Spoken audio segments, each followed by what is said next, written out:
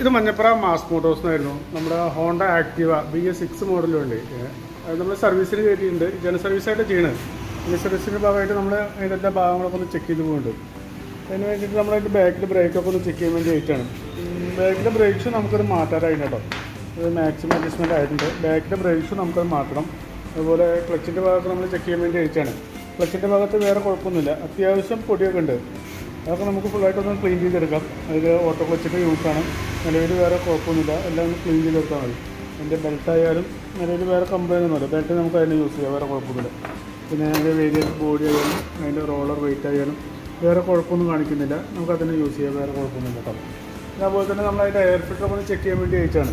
Air filter നമുക്കത് മാറ്റാറായിട്ടുണ്ട്. Air ഫിൽറ്ററും അതുപോലെ തന്നെ ഈ പ്ലഗും നമുക്കത് മാറ്റാറായിട്ട് എയർ ഫിൽറ്ററും പ്ലഗും കൂടി നമുക്ക് ഒരുമിച്ചാണ് മാറ്റേണ്ടത്.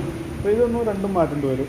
പിന്നെ അതുപോലെ തന്നെ എഞ്ചിൻ ഓയിൽ നമുക്ക് മാറ്റാറായിട്ട് എഞ്ചിൻ ഓയിൽ കൂടി മാറ്റുന്നുണ്ട്. പിന്നെ അതിൻ്റെ ബാറ്ററി ഒരു സെൽഫിൻ്റെ കംപ്ലൈൻറ്റ് പറയുന്നത്. അപ്പോൾ നമ്മൾ ബാറ്ററി ഒക്കെ ഒന്ന് ചെക്ക് ചെയ്യാൻ വേണ്ടി അയച്ചതാണ്. ബാറ്ററി ഇരിക്കുന്ന ആമറോണിൻ്റെ ബാറ്ററിയാണ്. 2023 മോഡൽ ബാറ്ററിയാണ് ഇരിക്കുന്നത്. നിലവിൽ നമ്മൾ ബാറ്ററിയുടെ കണ്ടീഷനൊക്കെ ചെക്ക് ചെയ്ത് പോകുന്നുണ്ട്. അപ്പോൾ അതിൻ്റെ വോൾട്ടൊക്കെ ചെക്ക് ചെയ്ത് നോക്കുമ്പോൾ 12.8483 റേഞ്ച് വോൾട്ട് കാണിക്കുന്നുണ്ട്. അത് ടെസ്റ്റിലേക്ക് കൊടുക്കുമ്പോൾ ബാറ്ററി ഡാമേജ് ഉണ്ടോയെന്ന് ചെക്ക് ചെയ്ത് നോക്കുമ്പോൾ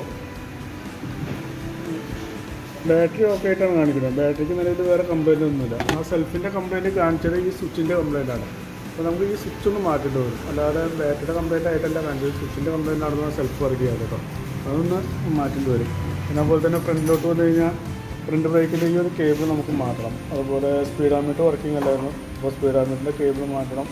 അതുപോലെ ഫ്രണ്ട് വീലിൻ്റെ ബാരിങ്ങിന് ചെറിയ ഷേക്ക് ഉണ്ട്. ഫ്രണ്ട് വീലിൻ്റെ ബാരിങ് മാറ്റേണ്ടി വരും കേട്ടോ. ഓക്കെ. പിന്നെ വേറെ അങ്ങനെ പറയത്തൊക്കെ വേറെ കംപ്ലൈൻ്റ് ഒന്നുമില്ല. പിന്നെ സർവീസിൻ്റേതായിട്ടുള്ള ഭാഗങ്ങളൊക്കെ ഒന്ന് ചെക്ക് ചെയ്ത് പോകാം, വേറെ കുഴപ്പമൊന്നുമില്ല. അപ്പോൾ നിലവിൽ വരുന്ന വർക്കിൻ്റെ ഒരു എസ്റ്റിമേറ്റ് കൂടി പറയാം. നോക്കിയിട്ടൊന്ന് റിപ്ലൈ ചെയ്താൽ മതി. ഓക്കെ.